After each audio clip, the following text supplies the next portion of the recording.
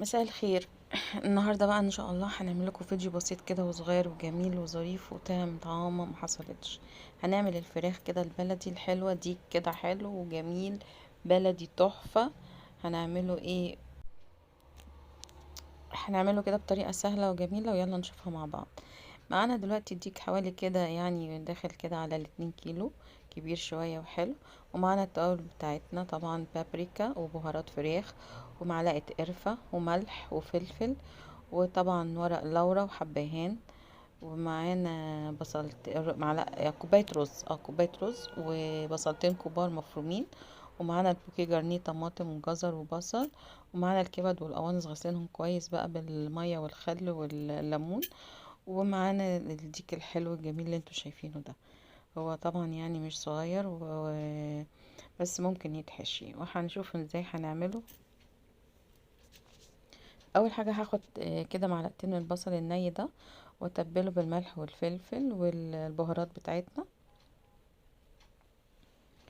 ونقلبهم كلهم في بعض وندعكها كويس كده عشان تنزل المية بتاعتها.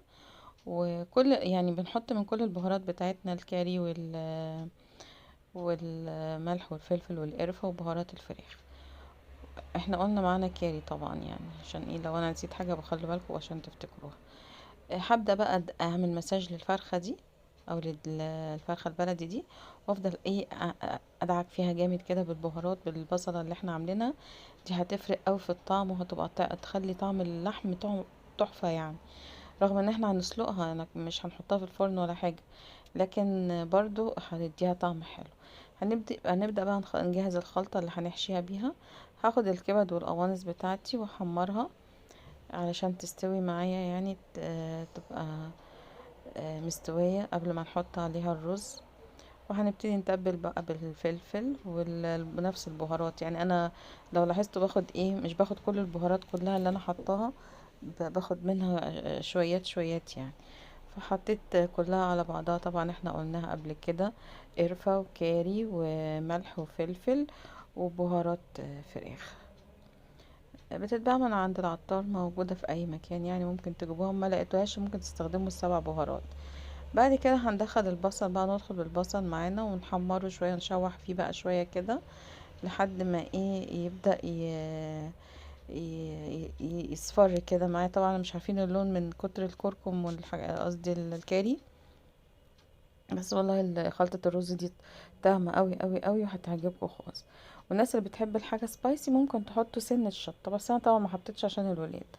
دلوقتي انا حطيت الملح وحطيت معلقة الرز وقلبتهم كلهم مع بعض، وكوباية مية واحدة، يعني ما تكتروش. هتحطوها ونوطي عليه ونسيبه يعني ايه نص سوا. هو مستواش على الاخر على فكرة، وانا حاطه يعني كوبايه الا ربع ميه، على اساس ان هي ايه ما يستويش الرز خالص، عشان هيكمل سواه في الشوربه لما ندخله في الشوربه. هبدا بقى احشي خطوه خطوه كده بالمعلقه. هاخد الرز، طبعا احنا قلنا ان هو مش مستوي على الاخر، وواحده واحده كده بقى تحت الجلد. انا فاصله الفراخ طبعا الجلد عن اللحم، وخلاص حشيتها وعايزه بقى اكتفها. تكتفتها غلسه قوي على فكره وجامده جدا بس حاولت يعني على قد ما اقدر، وهي فعلا ايه مسكت في بعضها.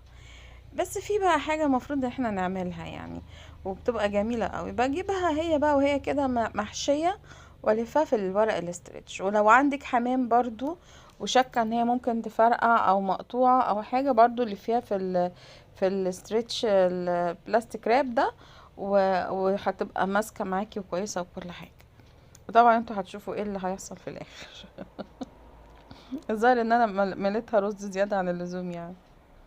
ونزلتها في حلة فيها مية بتغلي، ونزلنا بالبصل والبوكيه جارني، واللي هو الجزر والطماطم والبصل. المفروض ان انت تحطي فلفل رومي بقى اخضر، انا ما حطيتش. والبهارات بتاعتنا الفلفل والملح ما حطيناش لسه الملح، الفلفل واللورا والحبهان. دلوقتي هي بعد ما غليت بقى واستوت، حطينا الملح واستوت ودخلتها الفرن. دهنت الوش كده بمعلقة صلصة ودخلتها الفرن. طلعت زي ما انتوا شايفين كده تحفة بصراحة. كان طعمها حلو قوي قوي قوي، والرز هايل قوي. بس هي ايه اتفرقعت شوية لانها يعني اتحشت زيادة. فخلوا بالكم. اتمنى ان الفيديو يعجبكم. يلا بقى ناخد قطمة حلوة كده.